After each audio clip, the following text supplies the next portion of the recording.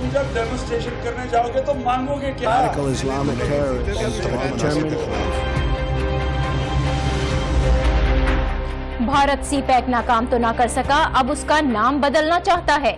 लेकिन क्या चीन ने वाकई ऐसी कोई पेशकश की या नहीं, पाकिस्तान को वजाहत मिलनी चाहिए।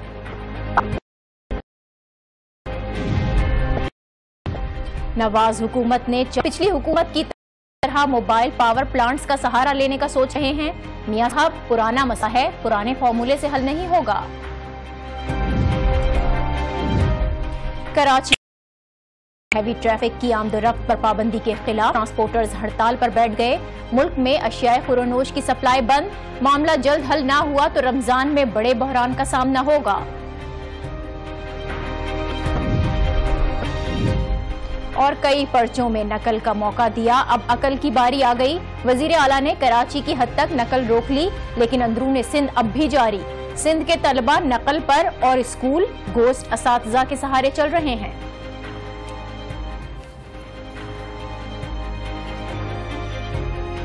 अस्सलाम वालेकुम, आप देख रहे हैं न्यूज़ आवर विद नाजिया और मैं हूं नाजिया आशर।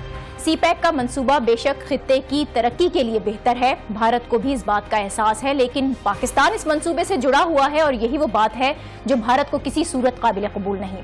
सीपैक को मुतनाज़ बनाने के लिए भारत की कोशिशें भी जारी हैं। भारत का ये मानना है कि सीपैक उसकी खुद मुख्तारी के खिलाफ है। भारत मान के नहीं दे रहा और चीन हिम्मत हारने को तैयार नहीं। चीन ने वन बेल्ट वन रोड के मंसूबे में भारत को फिर शमूलियत की दावत दी। भारत में चीनी सफीर ने नई दिल्ली को पैगाम पहुंचाया कि चीन भारत की तरक्की चाहता है और वन बेल्ट वन रोड मंसूबा इसमें अहम किरदार अदा कर सकता है। मगर भारत जिद पर अड़ा है और इस बार भी ऐसा ही हुआ।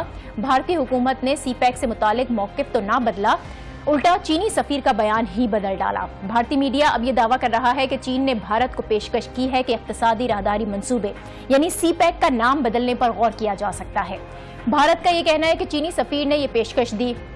चीनी सिफारत खाने की वेबसाइट पर यह खिताब पब्लिक भी किया गया, लेकिन भारत का मौक़िफ़ अब यह है कि चीनी सिफारत खाने ने पेशकश वाली बात अपने खिताब से निकाल दी है, उसको बिल्कुल रिमूव कर दिया गया है। भारतीय मीडिया ने पेशकश वाली बात को हाईलाइट करके दिखाया है, लेकिन इसकी तस्दीक के बारे में कुछ नहीं कहा जा सकता।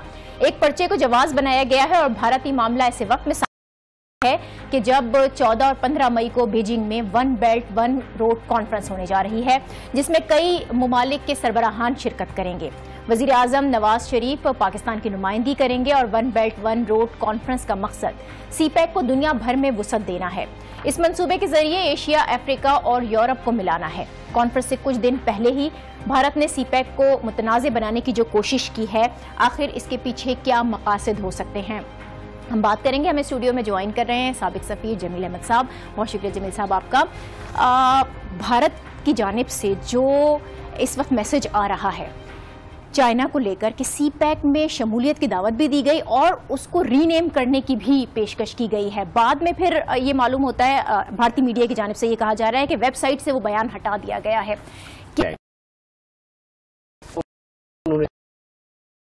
तकरीर करते हुए पर भी वो आ गई, लेकिन इसकी सेंसिटिविटी इतनी है कि सीपैक का नाम ही चेंज किया जा सकता है, क्योंकि एक एनवाई ने ये बात की और वो भी चाइना की, और चाइना के एनवाई नॉर्मली इस तरह बात करते नहीं हैं जब तक कि उनको थोड़ी बहुत आशीर्वाद ना मिले। इसका तो खैर बाद में ना कि कितनी आशीर्वाद गवर्नमेंट से मिली थी, लेकिन बहरहाल हो सकता है जो कि भी एक जहन में रखता है। तो मैं समझता हूँ आगे जाके एक तिजारती मामलात में शायद कोई मुश्किलातें पेश। जमील साहब, हम तिजारती मामलात की बात कर रहे हैं, सीपैक की बात कर रहे हैं, लेकिन आपकी मौजूदगी का फायदा उठाकर इसी से रिलेटेड एक दूसरा मामला है, उसकी तरफ तवज्जो चाहूंगी आपकी और चाहूंगी कि आप अपना उसको एनालाइज करें सिचुएशन को, कि एक तरफ तो ये गुज़िश्ता रोज़ धमकी आई और आज ईरान के उनको तलब भी किया गया था, बासपुर्स भी की गई। आपको लगता है कि इन 3 हॉट बॉर्डर्स के साथ हम तिजारती मामलात में आगे बढ़ सकेंगे? किसी मुल्क के लिए भी अगर आप अपने बॉर्डर्स पे इतनी ज़्यादा तनाव पैदा कर लें और टेंशन पैदा कर लें तो आपके तिजारती मफादात तो यकीनन मुतासर उससे होते हैं। तो पाकिस्तान से शुरू कर देनी चाहिए थी की कोशिश करें, ऑफ कोर्स म्यूचुअल रिस्पेक्ट और म्यूचुअल इंटरेस्ट के बिना पर। इसका भी हमारे کچھ کیا، لیکن اس سے ہمیں دل برداشتہ نہیں ہونا چاہیے. ڈپلومیسی میں اور قوموں کی زندگیوں میں یہ ڈائلاگس کا سلسلہ بڑی تیزی سے جاری ہونا چاہیے. یہی تو دنیا چاہتی ہے کہ مسلمان کی گردن کاٹے، جیسے کہ مڈل ایسٹ میں ہو رہا ہے، یہاں بھی شروع ہو جائے. انڈیا کا مقصد بھی حل ہو جاتا ہے اس میں، اور دنیا کی کچھ اور قوتیں ان کا مقصد بھی حل ہو جاتا ہے. بہت شکریہ جمیل احمد صاحب ہمارے ساتھ موجود تھے، اور سی پیک کا معاملہ اس پر ہم نے تفصیلاً گفتگو کی ہے. ایک بریک لیتے ہیں اور اس بریک کے بعد ایک اور اہم ایشو پر بات کریں گے. دیکھتے رہیے نیوز آور ود ناجیہ.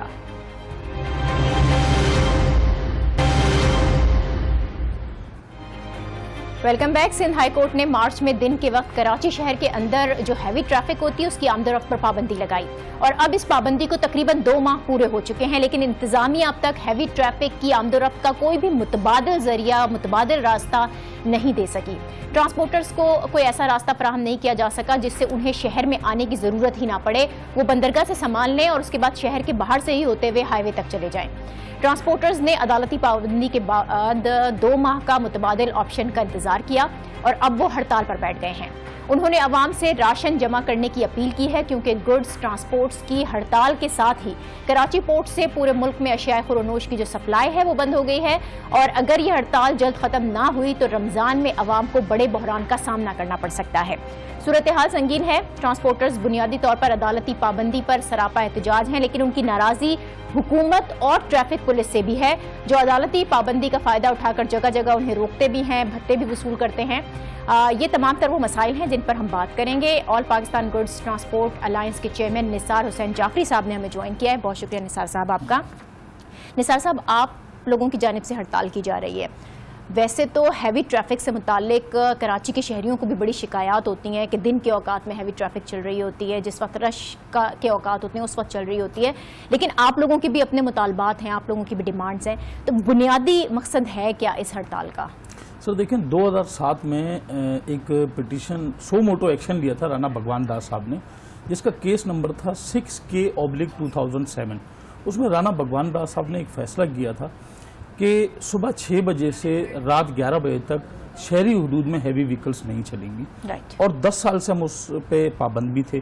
کوئی اکا دکا اگر کبھی گاڑی چلی جائے، لیکن اس میں بھی انہوں نے یہ کہا تھا کہ خوردونوش روزمرہ کی میڈیسنز وغیرہ جو ہیں اگر وہ ہوں تو وہ جا سکتی ہیں.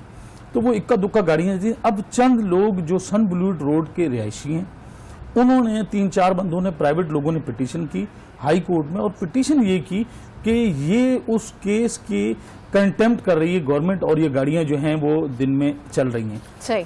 اب وہ جج صاحب جو ہیں یا تو وہ پٹیشن سمجھ نہیں سکیں، انہوں نے اٹھا کے فیصلہ کر دیا کہ یہ جناب گاڑیاں جو ہیں یہاں سے نہیں جانی چاہیے، جبکہ میرے پاس ان کے فیصلے کی کاپی موجود ہے. اس میں وہ کلیئر کہہ رہے ہیں کہ صبح 6 بجے سے رات 11 بجے تک جو ہے وہ گاڑیاں نہیں جا سکتی ہیں، اور ساتھ ساتھ یہ لکھ رہے ہیں کہ جو ڈیلی استعمال کی چیزیں ہیں وہ جو ہے جا سکتی ہیں. یہ ان کا آرڈر. ابھی جو مسئلہ ہے وہ ڈیلی استعمال کی چیزوں کا ہے. ڈیلی استعمال کی چیزیں ہیں، اور رات 11 بجے بھی ہم پہ بند کر دیا انہوں نے، جبکہ یہ اپنے آرڈر میں نہیں کہہ رہے ہیں کہ 24 گھنٹے کی پابندی. ہائی کورٹ کا یہ آرڈر ہے. وہ کہہ رہے ہیں کہ K6/2007 میں جو رانا بھگوان داس صاحب نے آرڈر کیا ہے وہ آرڈر قائم ہے. ساتھ میں وہ لکھ رہے ہیں کہ جناب یہ جو واٹر بوزر، واٹر ٹینکر اور آئل ٹینکر اور جو ہے کیرنگ اکوموڈیٹر اور اسینشن، یعنی کہ روزمرہ کی چیزیں جو ہیں وہ اس سے مستثنی ہیں. لیکن DIG ٹریفک صاحب جو ہیں وہ اپنی منمانی کر رہے ہیں. اس کے بعد یہ 31 تاریخ کو انہوں نے آرڈر کیا ہے. اس کے بعد 26 اپریل کو ہوم سیکرٹری سندھ صاحب. ٹھیک ہے، آپ DIG کی بات کریں نا. DIG ٹریفک صاحب ہمارے ساتھ ٹیلی فون لائن پر موجود ہے. میں چاہوں گی کہ ان کا بھی موقف ساتھ ہی لے لیں. آصف اعجاز شیخ DIG ٹریفک، انہوں نے بھی ہمیں جوائن کیا ہے. DIG صاحب، جو ٹرانسپورٹ مالکان ہیں، جو گڈز ایسوسی ایشن ہے، اس کا ان کی جانب سے جو مطالبہ سامنے آ رہا ہے اور جو ان کو شکایت ہے وہ یہ ہے کہ جو روزمرہ کی اشیاء خورونوش ہیں وہ مستثنا تھیں، لیکن اس کے باوجود آپ لوگوں کی جانب سے تنگ کیا جا رہا ہے. آپ اس پر کیا کہیں گے؟ بسم اللہ الرحمن الرحیم. تھینک یو جی. یہ بڑا کراچی کی شہر کا بڑا حساس ایشو ہے. میں آپ کو تھوڑا ڈیٹیل میں بتاؤں گا. جی. میں کورٹ میں، ہائی کورٹ میں ڈبل بینچ کے سامنے 3 دفعہ پیش ہوا ہوں. 1 دفعہ اوپن کورٹ میں اور 2 دفعہ چیمبر میں. یہ ٹرانسپورٹ والے جتنے بھی لوگ ہیں، سر بھائی ہیں، دوست ہیں میرے، ان کے تمام کے وکیل بھی کھڑے ہوئے تھے وہاں پہ جج صاحبان کے سامنے. چیمبر میں جب 2 ہیئرنگز ہوئی تھی، ابھی ریسنٹ لاسٹ ہیئرنگ ہوئی تھی اس سیٹرڈے کو. لیکن جی وہ جو آرڈر ہے اس میں 9 احکامات ہیں. ٹوٹل 9 احکامات ہیں. اور جو پہلا اور دوسرا حکم ہے وہ میرے لیے ہے. پہلا حکم ریلیٹ کرتا ہے سپریم کورٹ سے. ہائی کورٹ نے سپریم کورٹ کا آرڈر ایز اٹ از لکھا ہے. وہ یہ ہے کہ جی کراچی شہر میں ہیوی ٹریفک کا جو داخلہ ہے, میں پھر سے کلیئر کر دوں اس بات کو جی, کراچی شہر میں, شہر کے اندر یعنی کہ شہر میں جو داخل ہوا ہے, داخلی راستے جو ہیں وہاں سے ہیوی ٹریفک رات کو 11 سے صبح 6 بجے تک آ سکتی ہے, اس کے علاوہ نہیں. 3 روٹس ایسے ہیں, نیشنل ہائی وے والا, سپر ہائی وے کا اور ناردرن بائی پاس کا, جہاں پر یہ 24 گھنٹے ایکٹیویٹی اپنی کر سکتے ہیں. بیسیکلی یہ چھوٹی سی باتیں سمجھ لی کہ کے پی ٹی اور فورٹ قاسم کا رابطہ نہیں توڑا گیا, یہ تھا سپریم کورٹ کا آرڈر. اب ہائی کورٹ نے آرڈر نمبر 2 جو ہے وہ ہائی کورٹ نے کیا ہے, اس میں شہر میں ہر قسم کی ہیوی ٹریفک کا داخلہ 24 گھنٹے بند ہے. میں اس میں آپ کو بتاتا چلوں کہ جی ابھی جو سیٹرڈے والے دن ہیئرنگ ہوئی تھی اس میں ڈمپر ایسوسی ایشن کے لوگ بھی تھے, تو ان کے جو وکیل تھا اس نے کہا کہ جی ریزیڈینشیل ایریا میں گھر بنتے ہیں, وہ ڈمپر جائیں گے تو کیسے ہوگا. تو کلیئر کٹ جیسا آپ نے حکم دیا کہ جی کوئی کسی قسم کی ہیوی ٹریفک ریزیڈینشیل ایریا میں یا شہر میں داخل نہیں ہوگی. یہ میں خود وہاں پہ موجود تھا, اور ان کے جو گڈس ٹرانسپورٹ والے ہیں, باقی جو دوست ہیں, ان کے تمام کے وکیل بھی کھڑے ہوئے تھے. ٹھیک ہے ہر بندے نے ڈی آئی جی صاحب, آپ نے صورتحال بہت واضح کر دی, آپ کا جو موقف ہے وہ بھی سامنے آیا, لیکن اب یہ لوگ ہڑتال پر چلے گئے. کسی طور پر یہ ممکن ہے کہ مذاکرات کے ذریعے یہ معاملہ حل ہو جاتا؟ دیکھیں جی میں تو اس میں مذاکرات کر نہیں سکتا نا, گورنمنٹ کر سکتی, کیونکہ یہ تو ہائی کورٹ کا حکم ہے نا, تو وہ تو کورٹ کا حکم ہے, تو یہ تو کورٹ سے ہی ریلیف ان کو ملے گا. ٹھیک ہے, میں کیا کر سکتا ہوں. میں ذرا نثار صاحب سے پوچھنا چاہوں گی. نثار صاحب آپ کیا سمجھتے ہیں, مسئلے کا حل کس طرح نکلے گا؟ سیکنڈ پیرے کا ذکر کیا ہے شیخ صاحب نے, یہ سیکنڈ پیرے میں نہیں لکھا ہوا ہے water tanker, bowser and vehicle carrying communities of western, تو یہ ہیوی ٹریفک میں نہیں آتی ہیں. اسے کیا کہتے ہیں مجھے بتائیں شیخ صاحب, اس کو ہیوی ٹریفک نہیں کہتے ہیں. دیکھیں جی جو کورٹ یہ اسپیشل پرمیشنز دے رہے ہیں, ان کی بات سن لیں. جی جی کہیے گا. جو کورٹ نے ایگزمپشن دی ہے میں اس کو تو روک نہیں سکتا, جو کورٹ نے ایگزمپشن نہیں دی ہے وہ میں کیسے کر سکتا ہوں. میری بات سنیے گا, میرے دوستوں کی, بھائیوں کی, ان کی بات ایک حد تک جائز ہے, ٹھیک ہے. یہ کلیریفیکیشن ان لوگوں کے وکیل نے ہی مانگی تھی کورٹ میں میرے سامنے, تو جج صاحب نے الاؤ نہیں کیا تھا. ہم نے ایک ایک چیز کھول کے پوچھی تھی جج صاحب سے وہاں پر نا, تو کلیئر کٹ یہ چیزیں منع کی گئی تھی, تو میں کیسے الاؤ کر سکتا ہوں. میں ان اپنے دوستوں کو یہ کہتا ہوں کہ اپنے وکیل سے پوچھے کہ اندر کیا ہوا تھا, اگر وہ سچ بتا سکتے ہو. سر میں آرڈر کی بات کر رہا ہوں, آپ نے جو پیرا 2 آرڈر کہا ہے میں اس آرڈر کی بات کر رہا ہوں. اس آرڈر میں لکھا ہوا ہے واٹر ٹینکر, بوزر, یہ vehicles caring community of western, یعنی روزمرہ کی چیزیں جو ہیں وہ جو ہے as a special case allow کر رہے ہیں. وہ بھی آپ نہیں جانے دے رہے ہیں. یہاں پر اگر اس کو اس طرح سے واضح کر دیں کہ آپ ایک طرف تو ہیوی ٹریفک کی بات کر رہے ہیں, دوسری طرف آپ بات کر رہے ہیں کہ جو روزمرہ خورونوش ہے, اشیاء خورونوش ہے, ان کو لے جانے کی بات کریں, تو روزمرہ کی اشیاء خورونوش بھی تو ہیوی ٹریفک کے ذریعے ہی جا رہی ہے. تو نہیں, یہ ہوم سیکرٹری کا جو نوٹیفیکیشن ہے اسے کہاں لے کے جائیں گے شیخ صاحب؟ ہوم سیکرٹری صاحب کہہ رہے ہیں, یا تو کہیں کہ میں ہوم سیکرٹری کے نوٹیفیکیشن کو نہیں مانتا ہوں. میرے بھائی آپ چیلنج کریں اس کو, کورٹ میں چیلنج کریں, یا آپ میڈیا تک کہیں کہ میں اس نوٹیفیکیشن کو نہیں مانتا ہوں, میں ہوم سیکرٹری کے کسی آرڈر کو نہیں مانتا ہوں. میری بات تو سن لیں, آپ بول لیں, مجھے بولنے دیجیے. ٹھیک ہے. جی جی دیکھیں جی, میں آپ کو سمپل یہ بتا رہا ہوں کہ جی کورٹ میں خود بنفسِ نفیس موجود تھا 3 ہیئرنگز میں. اس سیٹرڈے کو پھر ہیئرنگ ہے. بڑا آسان کام ہے نا کہ آپ لوگوں کا وکیل آ جائے وہاں پہ چیز کلیئر کر لے. ٹھیک ہے, آپ نے بالکل اس کو کلیئر کر دیا ہے کہ عدالتی معاملہ ہے تو عدالتی طریقے سے ہی سالو ہوگا. بہت شکریہ D I G traffic Asif Ijaz Shaikh آپ کا. نثار صاحب, وہ انہوں نے تو کہہ دیا نا کہ عدالتی معاملہ ہے تو ظاہر عدالت میں یہ حل ہو سکتا ہے, ہم اس طرف نہیں جاتے, لیکن آپ کے وزیر ٹرانسپورٹ سے بھی مذاکرات ہوئے, اس میں کوئی بات سامنے آئی کسی طریقے سے اس کا حل نکل سکتا ہے؟ نہیں, وہ بھی جو ہے اس حل نکالنے سے قاصر ہیں. یہ جو پٹیشن ہے اس میں ساری رپورٹ جو بنائی ہے, ٹرانسپورٹ دشمن جو ہے, یہ سازش ساری اس ڈی آئی جی آصف اعجاز شیخ صاحب کی. انہوں نے اس طرح کی رپورٹ پیش کی ہے وہاں پر کورٹ کے اندر کہ دہشت گردی میں اتنے لوگ نہیں مرے جتنے لوگ ایکسیڈنٹ میں مر گئے ہیں، اس ٹائپ کی ایک بات. آپ بڑا سنگین الزام ان پر لگا رہے ہیں. اب تو وہ فون لائن پر بھی نہیں ہے، لیکن ظاہر ہے آپ سے کوئی ذاتی دشمنی تو نہیں ہوگی، کوئی ذاتی مفاد ان کا اس کے اندر آپ کو نظر آتا ہے؟ دیکھیں نا، جو اس میں پیرا میں آپ سے کہہ رہا ہوں کہ ایز اے اسپیشل پرمیشن جو کہا ہے، اس میں ایز اے اسپیشل الاؤ، یہ الاؤ کر رہے ہیں.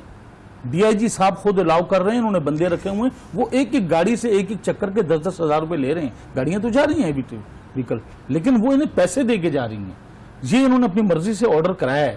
لیکن میں یہ پوچھتا ہوں کہ کیا ہوم سیکرٹری سندھ کو اس آرڈر کا نہیں پتا، یا اس ڈیٹ کے بعد 26 اپریل کے بعد 2 تاریخیں ہوئی ہیں؟ آپ نے یہ تمام باتیں وزیر ٹرانسپورٹ سے شیئر کی ہیں؟ ہم نے سب سے کی ہیں شیئر، ہم نے سب سے شیئر کی ہیں، بڑے کوپریٹو آدمی ہیں. تو اب اس کا حل کیا نکلے گا؟ آپ کب تک اس ہڑتال پر رہیں گے؟ اگر آپ یہ کہتے ہیں کہ مذاکرات کے ذریعے معاملہ حل نہیں ہو رہا ہے، کورٹ میں آپ جاتے ہیں تو اس قسم کا آرڈر سامنے آ چکا ہے، تو پھر اس طرح عوام کو پریشانی کا سامنا ہی کرنا پڑے گا. ہم نے چیف جسٹس آف پاکستان کو خط لکھا ہے کہ ہمیں سنا ہی نہیں گیا، اور ہمارے فنڈامنٹل رائٹ ایک جسٹس صاحب نے غصب کر لی، ایک آرڈر پاس کر لیا. ہمیں سننا تو جائے اس میں کہ ہمارے بھی تو ایشوز ہیں، ہماری بھی پٹیشن ہمیشہ فنڈامنٹل رائٹ اور ہیومن رائٹس پہ ہوتی ہیں. ہمارے بھی تو کوئی فنڈامنٹل رائٹس ہیں، ہم ٹیکس پیئر ہیں. پاکستان کی تاریخ میں کوئی بھی بزنس، کبھی آپ بزنس مین کو بٹھا لیں ہمارے ساتھ، ٹرانسپورٹ سے زیادہ ٹیکس کوئی بھی نہیں دیتا.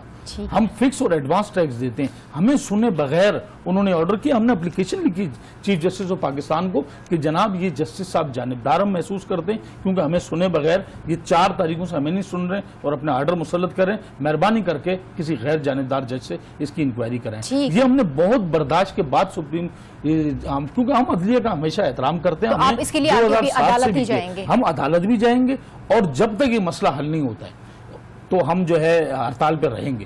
کل سے ہم جو ہے وہ ہائی ویز بند کریں گے. اس کے بعد ہم جو ہے اس سے آگے چل کے صوبہ سندھ کے دوسرے صوبوں سے رابطے جو ہے منقطع کریں گے. وہ کچھ بھی ہو، کیونکہ ہم نے 2 مہینے اس میں سفر کیا ہے، ہم نے کافی نقصان. اور آپ اس کو اگر دوسری سائڈ پہ دیکھیں تو جو 25 سے 30 کلومیٹر کا راستہ تھا جو انہوں نے ہمیں روٹ دیا ہے، وہ اس وقت 135 سے 40 کلومیٹر کا راستہ ہے، جو ہم کرایہ 3 گنا زیادہ لے رہے ہیں. جو انڈسٹریز کی ہم دیکھیں جنگ لڑ رہے ہیں کہ وہ جب ہمیں کرایہ زیادہ دیں گے تو وہ آگے پروڈکٹ اپنی مہنگی بیچیں گے، تو اس کا ڈائریکٹ اثر جو ہے عوام الناس پہ پڑ رہا ہے. بالکل، وہ آپ ہڑتال پر جاتے ہیں تب بھی عوام الناس کو پریشانی کا سامنا اٹھانا پڑے گا. بہت شکریہ نثار حسین جعفری صاحب، چیئرمین پاک گڈز ٹرانسپورٹ الائنس، ہمارے ہمراہ تھے اور ٹرانسپورٹرز کی جو مشکلات ہیں ان کا بھی ذکر کر رہے تھے. دوسری جانب جو عوام اس اب مشکلات سے گزرنے والی ہے وہ بھی بہت واضح طور پر نظر آ رہے ہیں. ہم ایک بریک لیتے ہیں اور اس بریک کے بعد توانائی کے بحران پر بات کریں گے جو حکومت کی جان نہیں چھوڑ رہا. دیکھتے رہیے نیوز آر ود ناجیہ.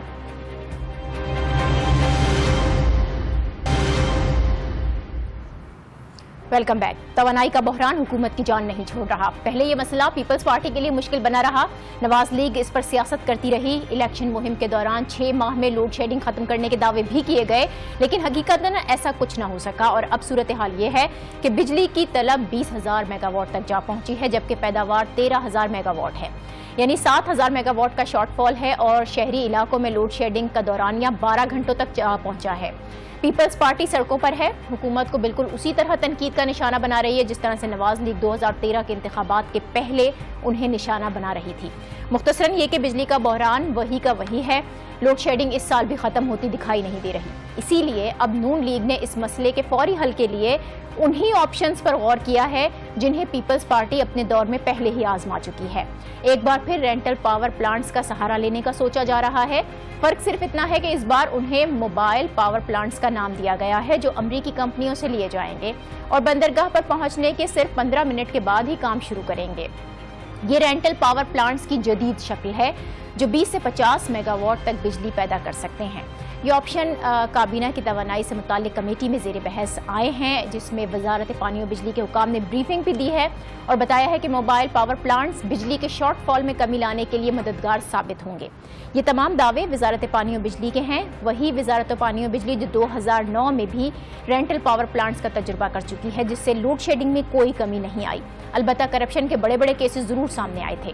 اب کیا حکومت ایک بار پھر یہی غلطی دہرانے جا رہی ہے؟ اس پر ہم بات کریں گے. سابق چیئرمین نیپرا فضل اللہ قریشی صاحب نے ہمیں جوائن کیا ہے. بہت شکریہ فضل اللہ صاحب آپ کا. حکومت بجلی کا شارٹ فال قابو کرنا چاہتی ہے اور اس کے لیے موبائل پاور پلانٹس کے آپشن پر غور کیا جا رہا ہے. آپ کو کیا لگتا ہے کتنا پریکٹیکل ہے یہ آپشن؟ پریکٹیکل عارضی طور پہ کچھ تھوڑی جگہوں پہ اگر یہ آپ لگانا چاہیں تو ٹھیک ہے، لیکن یہ جو اوور آل لوڈ شیڈنگ کا جو مسئلہ ہے وہ اس لوڈ شیڈنگ سے حل نہیں ہوگا. مثال طور پر اس وقت اس قسم کے پلانٹ چھوٹے چھوٹے پلانٹ ہیں تھرکول پہ جہاں پہ یہ انویسٹمنٹ ہو رہا ہے، کام ہو رہا ہے، مائننگ ہو رہی ہے، وہاں پہ یہ انہوں نے شفٹ کر کے ٹیمپرری لگا لی ہے کیونکہ وہ افورڈ کر سکتے ہیں ایک پروجیکٹ کے لیے ایک جگہ پہ ہے.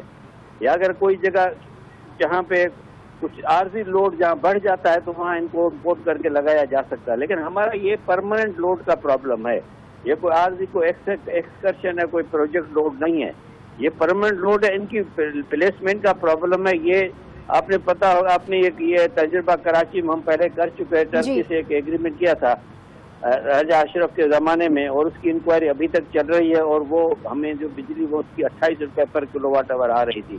اس قسم کے جو پلانٹس ہوتے ہیں یا ان کو پھر ڈیزل پہ چلانا پڑتا ہے، اور ڈیزل پہ جو آپ کی پر یونٹ بجلی آئے گی 28 روپے آئے گی. تو 28 روپے والی بجلی آپ کا کہاں تک پیدا کر سکتے ہیں، کتنی بجلی آپ پیدا کر سکتے ہیں؟ تو فضل اللہ صاحب، یہ وزارت پانی اور بجلی جب رینٹل پاور پروجیکٹس کا ایک ناکام تجربہ کر کے اور پہلے ہی دیکھ چکی ہے تو پھر انہی آپشنز پر غور کیا جا رہا ہے. آپ کوئی اور مستقل حل دیکھتے ہیں اس کا؟ نہیں، مستقل جو ان کے آؤٹ آف آرڈر جو بھی ان کے ہیں، اپنا خود ان کے جو پاور پلانٹ جو بنائے تھے جس میں انویسٹمنٹ کیے، یو ایس ایڈ سے پیسے لیے تھے، اردو میں انہوں نے کچھ کام کیا تھا، ان کو ریوائیو کرنا ہے. وہ ریوائیو کرنے کے لیے پیسے نہیں لگاتے. نئی چیز کا ہر ایک کو شوق ہوتا ہے، نئی چیز، نئی کمیشن، نئی باتیں، لیکن وہ پرانے ان کے پاس جو ہے ان کو کام کرنے نہیں. نمبر 1. نمبر 2، یہ کچھ عارضی طور پہ 2-3 ہزار میگا واٹ ان کو ابھی پرماننٹلی ملنے لگے گا جب ہائیڈل کی پوزیشن امپروو ہو جائے گی. تو یہ کوئی اتنی خراب صورتحال نہیں ہے. ہاں، البتہ 3 یا 4 ہزار کا لوڈ کا جو ہوگا ایشو ان کے پاس ہوگا. لیکن جیسے یہ کلیم کر رہے ہیں کہ RLNG پہ آ رہے ہیں، میاں شہباز شریف نے کہا کہ ہم 15 دن کے اندر بجلی پیدا کر دیں گے. ندی پور کا ان کا بند پڑا ہوا ہے. یہ جو پریزنٹ اسٹاک اویلیبل ہے اس کو اگر یہ ری اسیس کر کے ٹھیک طریقے سے چلائیں تو یہ مسئلے کا حل ہے. ہاں، البتہ تھوڑا بہت لوڈ مینجمنٹ ان کو کرنی پڑے گی. لوڈ شیڈنگ کے بجائے لوڈ مینجمنٹ یہ کر سکتے ہیں. ان کی نیت کا مسئلہ ہمیشہ ان کی نیت کا مجھے لگتا ہے. بات یہ فضل اللہ صاحب، آپ نے جو تجاویز دی ری اسیسمنٹ کی، ریوائیول کی، آپ کو لگتا ہے کہ اس طرح سے مینٹیننس کر کے اس معاملے کو حل کیا جا سکتا ہے اگر نیت اچھی ہو تو؟ اگر نیت ہو تو حل کیا جا سکتا ہے. جیسے میں نے کہا کہ لوڈ شیڈنگ کو لوڈ مینیج کیا جا سکتا ہے، کم لوڈ کیا جا سکتا ہے. جب تک کہ نئے پاور ہاؤس جن میں انہوں نے بلینس آف ڈالر انویسٹمنٹ کی ہے، یا تو وہ انویسٹمنٹ نہیں ہے، وہ سارا جھوٹ ہے. لیکن جیسے وہ بتا رہے ہیں کہ ہم نے RLG کے لے لیا، ہم RLG پہ آ رہے ہیں، میاں شہباز شریف کہہ رہے ہیں کہ ہم نے یہ بھی کر دیا، وہ کر دیا، 6 مہینے میں آ جائیں گے، تو وہ کہاں ہیں؟ اگر وہ نہیں ہے تو وہ سب سے بڑا بڑا ایشو تو یہ ہے نا کہ کب تک ہمیں بیوقوف بنایا جائے گا. اصل دوسرا یہ ہے کہ یہ صرف ان سے، کیونکہ یہ صرف پاور پلانٹ کی بات نہیں ہے، ان کے فیول کی بات ہے، ان کی انسٹالیشن کی بات ہے. ان کے ساتھ گریڈ اسٹیشن کے ساتھ اس کو کنیکٹ کرنا پڑے گا. ان کا ایشو ہے گریڈ اسٹیشن ان کے پاس مکمل نہیں ہے. ان کے پاس جو پاور ٹرانسفارمرز ہیں جو آپ کے پاور کو ڈسٹریبیوٹ کرتے ہیں ان میں ان کے پاس شارٹیجز ہے. There are many issues. یہ صرف جنریشن کی بات نہیں ہے، اس میں ڈسٹریبیوشن کی بھی بات ہے اور پراپر مینٹیننس کی بات ہے. آپ کا جو IPPs ہے وہ پوری ابھی تک اپنی جو ان کی صلاحیت ہے اتنا پاور وہ نہیں دے رہے ہیں. اور ان کے جو پیسوں کا پرابلم آپ کو خود پتا ہے کہ جو سرکولر ڈیٹ ہے 250 ارب پھر چلا گیا ہے. ان کی پیمنٹ کا ایشو ہے، PSO کا آئل سپلائی کرنے کا ایشو ہے. یہ پورے سیکٹر کو مینجمنٹ کرنے کا ایشو ہے. یہ گمکس ہیں جو جیسے وہ گمک فیل ہو گئے اس زمانے میں، کیسز بن گئے، اسی طرف ہم جا رہے ہیں پھر. ٹھیک ہے، بہت شکریہ. سابق چیئرمین نیپرا فضل اللہ قریشی تھے اور کہہ رہے تھے کہ موبائل پاور پروجیکٹس کی جو بات ہو رہی ہے یہ عارضی طور پر تو شاید کچھ کام کر جائیں لیکن مستقل حل قطعاً نہیں ہو سکتا ہے. اگلی سٹوری کی طرف بڑھیں گے اور بات کریں گے سندھ کی، جہاں انٹر کے امتحانات شروع ہوئے ابھی 1 ہفتہ ہی گزرا ہے اور اس 1 ہفتے کے دوران صرف کراچی میں 16 پیپرز لیک ہو چکے ہیں. نقل کا یہ حال ہے کہ آج ہی حیدرآباد میں امتحانی مراکز کے 2 سربراہان جن کی ذمہ داری تھی کہ وہ اپنے امتحانی مراکز میں نقل روکیں، وہ خود نقل کرواتے ہوئے پکڑے گئے. دونوں کو رنگے ہاتھوں پکڑا گیا اور اب وہ پولیس کسٹڈی میں ہیں. اسی طرح سے جیکب آباد میں 12 طلبہ نقل کرتے ہوئے پکڑے گئے جنہیں امتحان دینے سے روک دیا گیا.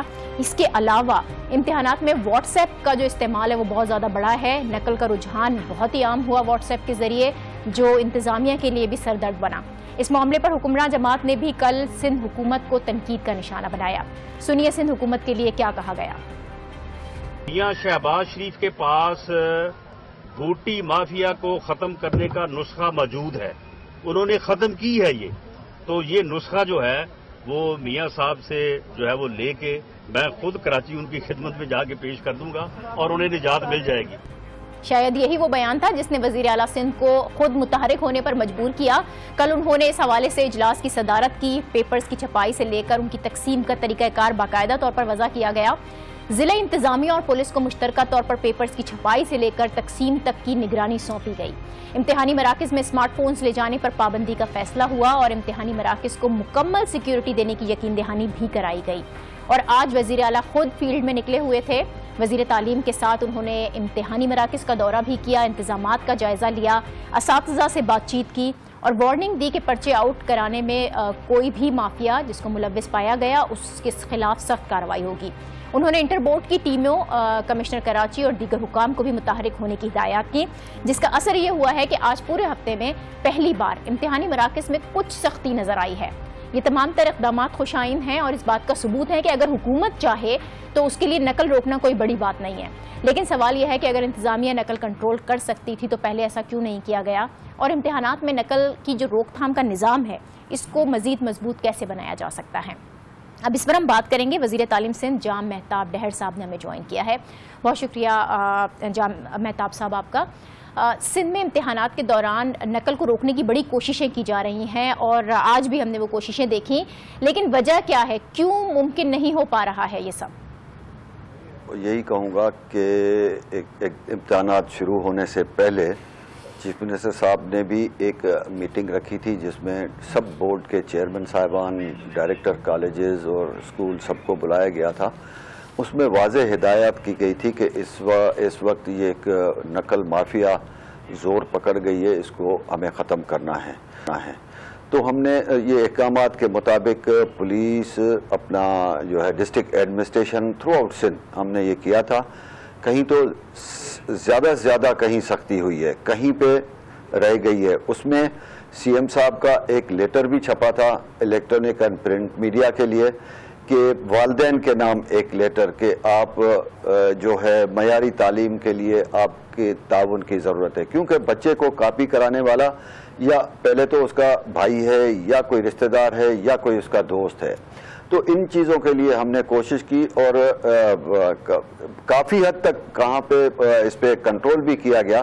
لیکن آل آف سڈن آپ دیکھ رہے ہیں کہ 4 دن سے مسلسل ایک واٹس ایپ گروپ سے سلسلہ شروع ہوا. بالکل. تو کہیں کہیں پہ لا اینڈ آرڈر کی سچویشن بھی خراب ہوتی ہے, کہیں پہ جو ہے وہ تشدد بھی ہوتا ہے. میں آپ کو کراچی کی مثال دوں.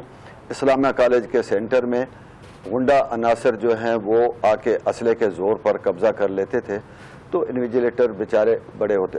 ابھی کل جو ریویو میٹنگ ہوئی ہے اس میں چیف منسٹر صاحب کے ہدایات کے مطابق جو بھی حساس سینٹر ہیں ان کو سیکیورٹی پرووائڈ کی گئی ہے, اور جو چھپائی پیپر کی ہے اس میں ایس ڈی ایم صاحب کی نگرانی میں ہوگی, اور یہ جو پیپر چھپائی کے بعد جب سینٹر تک آئے گا تو وہ ساری نگرانی جو ہے بہت سارے اقدامات کیے گئے ہیں منسٹر صاحب. اسپیشلی سی ایم کے نوٹس کے بعد سے ہم نے دیکھا کہ امتحانی مراکز میں سختی بھی نظر آئی, نقل کنٹرول میں دکھائی دی ہے, جس سے صاف ظاہر ہے کہ اگر انتظامیہ چاہے تو وہ یہ نقل روک سکتی ہے. یہ اقدامات پہلے ہوتے تو کافی بہتر ہوتا. اسی روک تھام کو مزید بہتر کیسے بنایا؟ آج سی ایم صاحب بھی مختلف سینٹرز کے دورے پہ تھے. میں بھی صبح 8 بجے سے یعنی کہ اپنے ہی سرچے بھی ڈسٹریبیوٹ کرائے اور ان چیزوں کو دیکھا. اس میں کافی اتنی سیکیورٹی اور اتنے چیک کے باوجود بھی بچوں سے امتحانی مرکز میں اندر بعد میں بھی سیل فون نکلے. ابھی یہ ہدایات دی ہیں کہ کوئی بھی بچہ ان ہدایات کے باوجود اگر امتحانی سینٹر میں سیل فون لے کے آتا ہے تو اس کو آپ ایگزام سے نکال دیں, اس کا سال ضائع ہوگا, تو کم از کم اتنا فرق پڑے گا. آج بھی ایک واقعہ ہوا ہے جہاں پہ سختی ہوئی گلشن اقبال میں, وہاں پہ پرنسپل جو انٹرنل ہوتا ہے اس کی گاڑی کے شیشے توڑے گئے. یہ میں نے احکامات دے دی ہیں کہ اس پولیس کو بھی یہ ہدایات ہیں. میں آئی جی سے بھی بات کر رہا ہوں ابھی کہ ان پہ پرچہ ضرور ہو اور ان پہ ایکشن ہونا چاہیے. جب ساری اینگل سے اس میں لا اینڈ آرڈر کی بھی سچویشن ہمیں جو ہے فیس کرنی پڑتی ہے, ڈیفینیٹلی ہمارا عملہ بھی ہے، لیکن یہ ایک اینگل سے نہیں ہے، اس میں سول سوسائٹی بھی انوالو ہے، تو سب کو دیکھنا پڑے گا کہ اس چیز کو ہمیں ختم کرنا ہے. آگے جو بھی ہے اس میں بہت شکریہ جاں مہتاب ڈہر صاحب وزیر ہمارے ہمراہ تھے. بہت انتظامات کیے گئے ہیں، اقدامات کیے گئے ہیں اور اس سے متعلق ہمیں آگاہ کرے تھے، لیکن اس کے باوجود جو نقل کا کلچر ہے وہ ختم ہونا چاہیے، اس کے لیے مزید اقدامات کی بھی حکومت کی جانب سے ضرورت ہے. آج کے پروگرام سے اتنا ہی، کل پھر آپ سے ملاقات ہوگی کچھ اور خبروں کے ساتھ. دیکھتے رہیے نیوز آر ود ناجیہ.